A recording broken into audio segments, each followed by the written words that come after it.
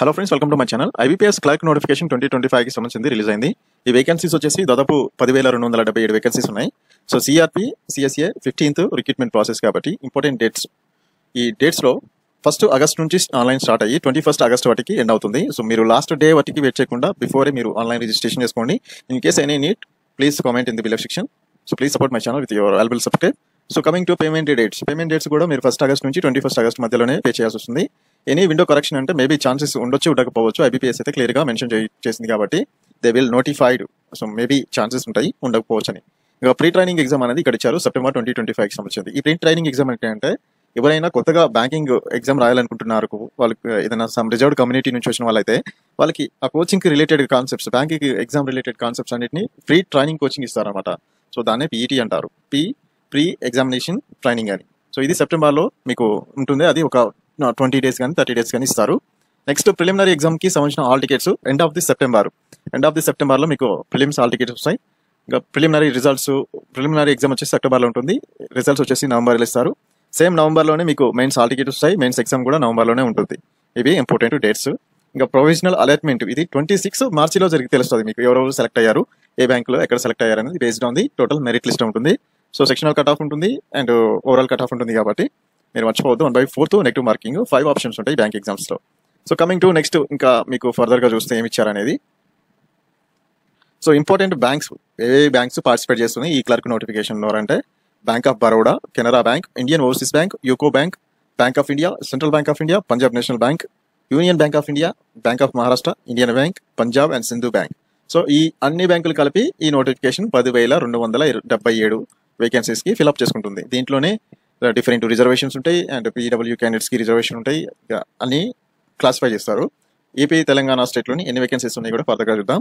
So compensation, so ఎవరికి salary గురించి అందరూ డౌట్ పడవచ్చు, బట్ ఇది కస్టమర్ సర్వీస్ అసోసియేటివ్ కాబట్టి క్లర్క్ లెవెల్ కాబట్టి స్టార్టింగ్ 24,000 ఉంటుంది.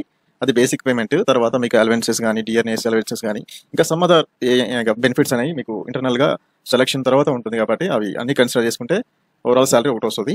ఇంకా ఎక్స్పీరియన్స్ని బట్టి మాక్సిమం 64,000 వస్తుంది క్లర్క్కి. అదే పీఓ అయితే ఇంకొక వేరియబుల్ ఉంటుంది.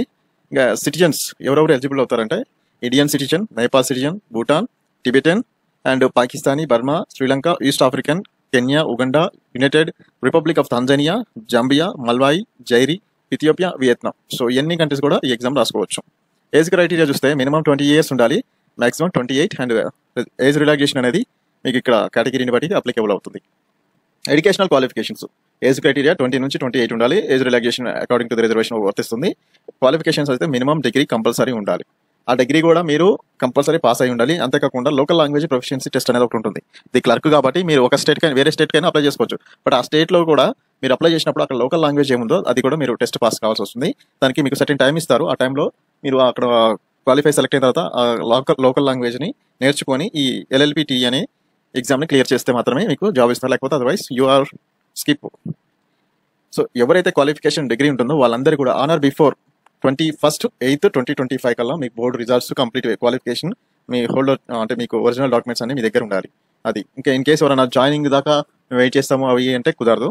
మీరు అప్పటికి మీ సర్టిఫికేట్లన్నీ క్లియర్గా పాస్ అయినట్టు ఉంటే మాత్రమే యాక్సెప్ట్ చేస్తారు ఒరిజినల్ డాక్యుమెంట్ నుంచి, అదర్వైజ్ వాళ్ళు యాక్సెప్ట్ చేయరు. ఇంకా క్రెడిట్ హిస్టరీ అనేది ఇచ్చాడు. సో సిబిల్ స్కోర్ మనందరికీ తెలుసు, బ్యాంక్ అకౌంట్ యూజ్ చేస్తున్నాం, అది మైనస్లో ఉందా, పాజిటివ్లో ఉందా, డిఫాల్టర్గా ఉన్నాం అనేది మనకి డౌట్ ఉండొచ్చు. బట్ ఇక్కడ క్రెడిట్ హిస్టరీ అనేది కంపల్సరీ మెన్షన్ చేశాడు. ఎవరైతే అకౌంట్ ఇర్రెగ్యులారిటీగా యూజ్ చేస్తున్నారో వాళ్ళకి క్రెడిట్ హిస్టరీ అనేది మేబీ ఛాన్సెస్ మంచిగా ఉండదు. సో ఇన్ కేసు ఎవరైనా డిఫాల్టర్గా ఉంటే మాత్రం వాళ్ళు క్లియర్ చేసుకోవాలి. అది క్లియర్ చేసుకుంటే మాత్రమే వాళ్ళకి జాబ్ ఇస్తారు. ఇన్ కేసు ఎవరైనా బ్యాంక్ అకౌంట్ లేకపోతే they need not to worry అనమాట. వాళ్ళకి ఎలాంటి ప్రాబ్లం ఉండదు, ఎందుకంటే వాళ్ళకి క్రెడిట్ హిస్టరీ ఉండదు, క్రెడిట్ అకౌంట్ ఉండదు కాబట్టి.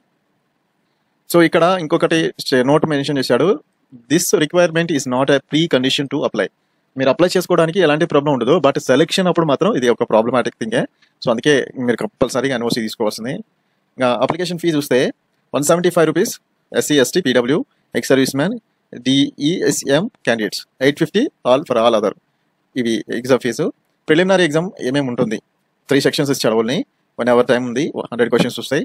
English language 30 questions, 30 marks, 20 minutes slot allot అవుతుంది. Numerical ability aptitude 35 minutes, 35 questions, 20 minutes. Reasoning ability 35, 20 minutes. ఓవరాల్గా 1 hourలోని మీకు 100 marksకి ఆన్సర్ చేయాల్సి ఉంటుంది. So candidates have to qualify each of 3 test by securing cut off marks. So sectional cut off అనేది compulsory ఉంటుంది bank ఎగ్జామ్స్లోని. అంతేకాకుండా 1/4 negative marking ఉంటుంది. So ఇవి మాత్రం మర్చిపోవద్దు. ఏమైనా డౌట్ ఉంటే కింద కామెంట్ చేసి అడగండి, కానీ బ్లైండ్గా మీరు వెళ్ళిపోదు. సో మాకు ఎక్స్పీరియన్స్ ఉన్న వాటికి మేము చెప్తాం. ఇన్ కేస్ మాకు తెలియకపోతే తెలుసుకుని మరి చెప్తాం. మెయిన్ ఎగ్జామినేషన్ టెస్ట్ వచ్చేసి సేమ్ కాన్సెప్ట్తో సేమ్ సిలబస్ ఉంటుంది, బట్ కాబట్టి లిటిల్ బిట్ డిఫికల్టీ అనేది పెరుగుతుంది. So general and financial awareness, banking financial awareness అనేది కంపల్సరీ ఉండాలి. కాబట్టి మెయిన్స్లో 40 క్వశ్చన్స్కి 50 మార్క్స్ ఇస్తారు, 20 minutes time. And general English level difficulty కూడా పెరుగుతుంది. 40 క్వశ్చన్స్ వస్తాయి, 40 మార్క్స్, 35 మినిట్స్. రీజనింగ్లోని 40 questions, 60 marks, 35 minutes. Aptitude 35 questions, 50 marks, 30 minutes. మొత్తం టోటల్గా 2 అవర్స్ టైంలో 200 మార్క్స్కి మీకు ఎగ్జామ్ ఉంటుంది. 155 క్వశ్చన్స్ మాత్రమే వస్తాయి. ఇది మాత్రం కంపల్సరీ మీరు గుర్తుపెట్టుకోవాల్సిందే. ప్రతి సెక్షనల్ కట్ ఆఫ్ ఉంటుంది. మెయిన్స్లో కూడా ఓవరాల్గా కట్ ఆఫ్ క్లియర్ చేసి దాంట్లో మెరిట్ వస్తే మాత్రమే మీరు షార్ట్ లిస్ట్ అవుతారు. Otherwise you are not eligible for the mains and selection. ఇంకా ఏపీ తెలంగాణ చూస్తే ఏమేమి లోకల్ లాంగ్వేజెస్. సో ఏపీలో ఇంగ్లీషు, హిందీ, తెలుగు ఇవి 3 ఇచ్చారు. సేమ్ వే తెలంగాణ కూడా ఇంగ్లీషు, హిందీ, తెలుగు, ఉర్దూ ఇవి లోకల్ లాంగ్వేజ్ టెస్ట్ ప్రొఫెషన్సీ అనేది ప్రూవ్ చేసుకోవాలి. ఇన్ కేసు ఇక్కడ చదివిన వాళ్ళు ఇక్కడ లోకల్ లాంగ్వేజ్లో అప్ టు సర్టెన్ కాలేజీ కానీ స్కూల్ లెవెల్ కానీ చదివితే they did not to worry అనమాట. లోకల్ లాంగ్వేజ్ సర్టిఫికేట్ అవసరం లేదు. ఇన్ కేసు మీరు తెలంగాణ స్టేట్ అండి, మహారాష్ట్ర కానీ బెంగళూరు కర్ణాటక స్టేట్ అప్లై చేసినప్పుడు అక్కడ వాళ్ళ లోకల్ లాంగ్వేజ్ ఏది ఉందో అది మీరు ఒకటి చూస్ చేసుకొని దాంట్లో ప్రొఫిషియన్సీ టెస్ట్ అనేది క్లియర్ చేయాల్సి వస్తుంది. So penalty for wrong answers. So both online preliminary and mains ఎగ్జామ్స్కి 0.25 1/4 మార్క్ అనేది నెగిటివ్ మార్కింగ్ ఉంటుంది. బ్యాంక్ ఎగ్జామ్లో 5 ఆప్షన్స్ వస్తాయి. ఖచ్చితంగా ఒకటి చూస్ చేసుకోవాలి. రిమైనింగ్ ఏది మిస్టేక్ పోయినా 1/4 నెగిటివ్ మార్కింగ్ ఉంటుంది. కట్ ఆఫ్ అనేది ప్రిలిమినరీ నుంచి మెయిన్స్ నుంచి సెలక్షన్కి డిఫరెంట్ ఉంటుంది. అది స్టేట్ టు స్టేట్ అనేది వ్యారీ అవుతుంది అండ్ కేటగిరీ వైజ్ కూడా వ్యారీ అవుతుంది. ఇంత మినిమం కట్ ఆఫ్ అనేది వాళ్ళు ఎగ్జామ్ కంప్లీట్ అయిన తర్వాత టాపర్ ఎవరైతే ఉంటారో వాళ్ళతో నార్మలైజేషన్ చేసి దాని ప్రకారం ఇస్తారు. సో మ్యాక్సిమం అయితే ఒక సర్టెన్ పర్సంటేజ్ ఉంటుంది, కానీ అది ఎగ్జాక్ట్గా మనం చెప్పలేము కాబట్టి వాళ్ళు అందుకే ఏది ఇవ్వరు. Cut off depends on exam standard, అంటే డిఫికల్టీ వచ్చిందా, ఈజీ వచ్చిందా, పేపర్ ఎలా ఉన్నది అనేది దాన్ని బట్టి ఉంటుంది. మీకు ఎగ్జామ్లోని ఐడెంటిఫికేషన్ వెరిఫికేషన్ జరగడం కోసం మీరు ప్రూఫ్ ఏది తీసుకెళ్తారా అనేది. సో ఇక్కడ చూస్తే PAN card, passport, permanent driving licence, voter card. మీ నేమ్ యాస్టిస్గా మీ హాల్ టికెట్లో ఎలా ఉందో సేమ్ అలాగే మీ డాక్యుమెంట్లో కూడా ఉండాలి. అప్ టు ఆధార్ వాటికి ఎనీ వ్యాలిడ్ ఫోటోగ్రాఫ్ కానీ any valid photo identity card కానీ తీసుకెళ్ళొచ్చు. సో మీరు ఎలాంటి ప్రాబ్లం ఉండదు. ఇన్ కేస్ మ్యారేజ్ చేసుకున్న వాళ్ళు మాత్రం వాళ్ళ ఒరిజినల్ మ్యారేజ్ సర్టిఫికేట్ కంపల్సరీ తీసుకెళ్ళాలి. అది అఫిడవిటీ ఒరిజినల్ ఫామ్లో ఉన్నా పర్వాలేదు. So ration card, learner driving licence అనేది యాక్సెప్ట్ చేయరు కాబట్టి ప్రూఫ్ ఆఫ్ ఎనీ ఐడెంటిఫికేషన్కి మీరు ఇలాంటివి తీసుకెళ్ళొద్దు. ఇంకా సిగ్నేచర్ అనేది ఎప్పుడైనా క్యాపిటల్ లెటర్స్లో పెట్టొద్దు. అన్ని కాంబినేషన్లో పెట్టుకోవచ్చు, కానీ అట్లని మొత్తం క్యాపిటల్గా ఫార్మల్లో రాసినట్టు రాయొద్దు. అది మీరు కర్సివ్ రైటింగ్లో కానీ కంబైన్డ్గా మిక్స్డ్లో కానీ రాసుకోవచ్చు. అది బయోమెట్రిక్ వెరిఫికేషన్ కంపల్సరీ జరుగుతుంది. రైట్ తంబు తీసుకుంటారు అండ్ లేక లెఫ్ట్ తంబు తీసుకుంటారు, depends upon the situation. So maximum అయితే 2 తీసుకునే అవకాశం ఉంటుంది కాబట్టి ఎగ్జామ్లో ఎలాంటి ప్రాబ్లం ఉండదు. బయోమెట్రిక్ మీరు కంపల్సరీ అటెండ్ కావాలి.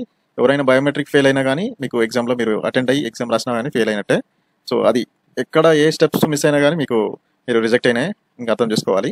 అది మరి ఈ 10,277 వేకెన్సీస్లోని ఆంధ్ర తెలంగాణలో వేకెన్సీస్ ఎంత ఉన్నాయో చూద్దాం. Vacancy details in Andhra Pradesh. So bank of మహారాష్ట్రలో రిజర్వేషన్ ప్రకారం చూస్తే ఎస్సీకి 6, ST 2, OBC non creamy layer 7, EWS 4, under reserved 17, టోటల్గా 36 ఉన్నాయి. బ్యాంక్ ఆఫ్ బరోడాలో. Bank of India 0, Bank of Maharashtra total 6 and Canara Bank total 200 ఉన్నాయి. Central Bank of India total 74, Indian bank 0, Indian Overseas bank 0, Punjab national bank 5, Punjab and Sindhu bank 26, UCO Bank 0 and Union Bank of India 20 vacancies. Totally 367 vacancies Andhra Pradesh స్టేట్లో ఉన్నాయి. So local language Telugu, English, Hindi మాత్రమే.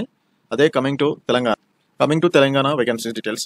Bank of Baroda టోటల్గా 51 ఉన్నాయి and Bank of India 0, Bank of Maharashtra 1 ఉంది only, అది అన్రిజర్వ్డ్లో ఉంది. Canara Bank total 135, Central Bank of India 0, Indian Bank no reserve, Indian Overseas Bank 18 and Punjab national bank 7, Punjab and Sindhu 14, UCO bank not mentioned, union Bank of India 35. టోటల్గా 261 vacancies ఉన్నాయి.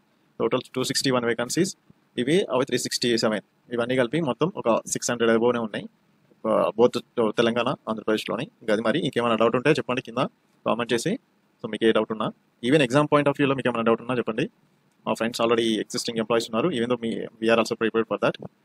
మా ఎక్స్పీరియన్స్ని కొంచెం మీకు హెల్ప్ఫుల్ అవుతుందని చేస్తున్నాం ఈ వీడియో. ప్లీజ్ ఇంకా స్టేట్స్ ఎగ్జామ్ సెంటర్స్ వచ్చేసి ఆంధ్రప్రదేశ్లో అనంతపూర్, ఏలూరు, గుంటూరు, విజయవాడ, కడప, కాకినాడ, కర్నూలు, నెల్లూరు, ఒంగోలు, రాజమండ్రి, శ్రీకాకుళం, తిరుపతి, విశాఖపట్నం, విజయనగరం.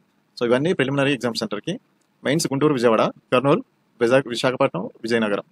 ఇక సేమ్ వే తెలంగాణలో కూడా కొన్ని ప్రిలిమినరీకి ఎక్కువ ఇస్తాడు, కొన్ని మెయిన్స్కి తక్కువ ఇస్తాడు. హైదరాబాద్, కరీంనగర్, ఖమ్మం, మహబూబ్నగర్, వరంగల్, నిజామాబాద్ ఈ డిస్ట్రిక్ట్స్లో ప్రిలిమినరీ ఉంటే హైదరాబాద్, కరీంనగర్, వరంగల్ ఇవి మెయిన్స్ ఎగ్జామ్ కండక్ట్ చేస్తాడు. సో ఫస్ట్ ప్రిలిమినరీ నుంచి సెక్షనల్ కట్ ఆఫ్ క్లియర్ చేసి ఓవరాల్ కట్ ఆఫ్ అనేది స్టేట్ వైజ్గా రిజర్వేషన్ ఉంటుంది. ఆ రిజర్వేషన్ ప్రకారం కట్ ఆఫ్ క్లియర్ చేసిన వాళ్ళు ఎలిజిబుల్ అవుతారు మెయిన్స్కి.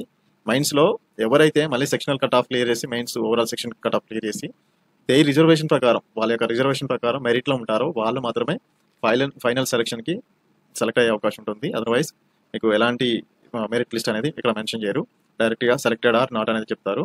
అది మరి ఐబీపీఎస్ క్లర్క్ 10,277లో మనకి ఏపీ తెలంగాణలో అరౌండ్ 600 మాత్రమే ఉన్నాయి.